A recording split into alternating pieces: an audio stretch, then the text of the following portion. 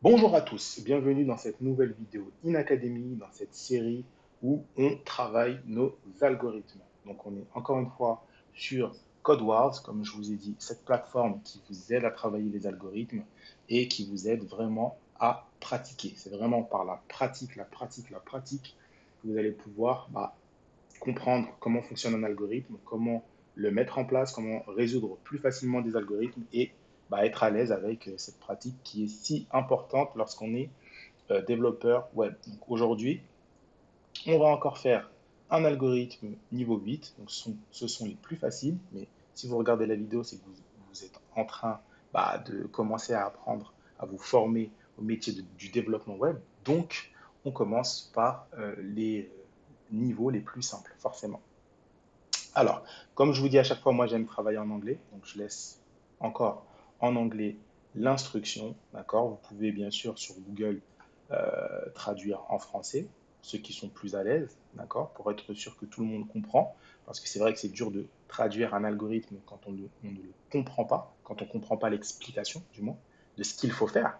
Mais, comme je vous dis, c'est vraiment un conseil que j'aurais aimé avoir moi dès le début. Moi, ça va, je suis assez à l'aise avec l'anglais, mais quand même, apprenez tout le code, tout le codage se passe en anglais. Donc, apprenez à avoir l'habitude de lire les explications en anglais. OK? Donc, let's go. Comme d'habitude, je vous passe un petit peu mon accent anglais. Donc, je ne vais pas lire en anglais, mais en gros, on nous dit ici de créer une méthode qui va prendre un nom, une ville, OK, et un état pour dire en gros souhaiter la bienvenue à une personne en précisant que le nom va être dans un tableau, d'accord, et il va contenir une ou plusieurs valeurs. Donc là, juste en dessous, on a un exemple comme ceci. Donc le premier paramètre, on nous dit que le premier argument, donc le name, va être dans un tableau comme ceci et va contenir plusieurs valeurs, une ou plusieurs valeurs, d'accord? Donc on doit les joindre ensemble en les séparant d'un espace, d'accord? Voilà. Et ensuite, du coup, il faut retourner, donc il faut rendre euh, une phrase similaire à celle-ci, exactement similaire à celle-ci. Donc bonjour, John Smith, bienvenue à Phoenix, en Arizona, d'accord? Donc, on a, comme d'habitude, un début de fonction juste là. Donc, fonction qui s'appelle say hello. Les arguments à l'intérieur de la parenthèse, comme on vous a dit, name, city et state. Donc, hop, on peut commencer directement ce qu'on va nous dire. En fait, on peut commencer par prendre, copier-coller la phrase, le rendu de la phrase qu'il va falloir. OK? On peut directement la mettre ici. Pourquoi elle ne se colle pas? Voilà. Hop, on va l'appeler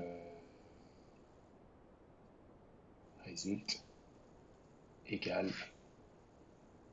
Ça, on sait que c'est une phrase finale qu'il va falloir rendre. OK.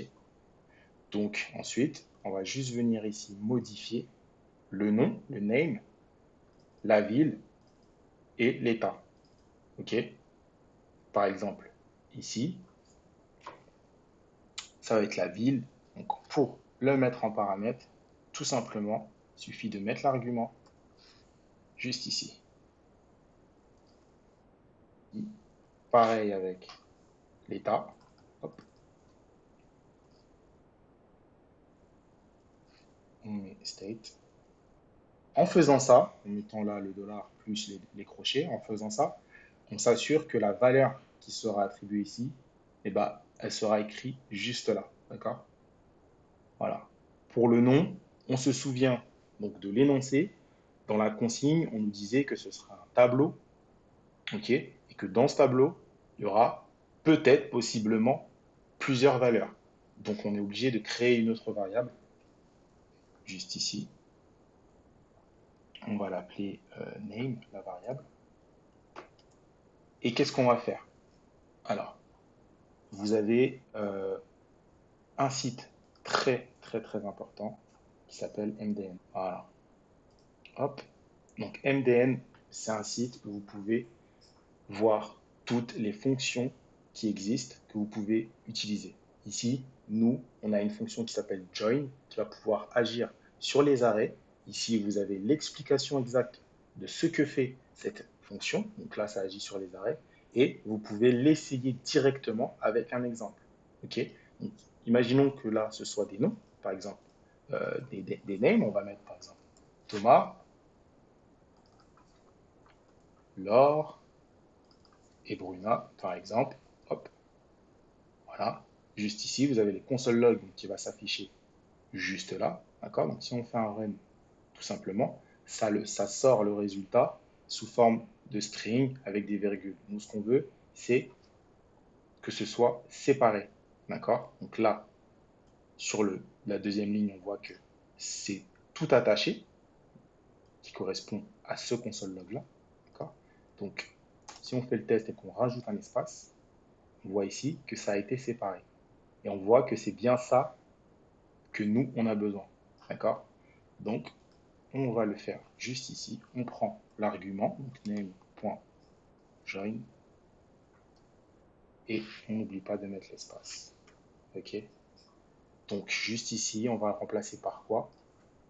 On va le remplacer, hop, par la variable qu'on vient de créer qui s'appelle name. Et pour pas qu'il y ait de confusion avec ce name-là, on va changer le nom de la variable. On va l'appeler name1, juste ici. Voilà, name1. OK? On peut faire le test. Moi, j'aime bien, hop, toujours tester. J'utilise toujours Replit. C'est un site qui est très bien fait, sur lequel on peut faire des tests. Hop, voilà. On colle notre fonction juste ici. On va faire un console log de la fonction. On va prendre l'exemple juste ici, qu'on nous donne.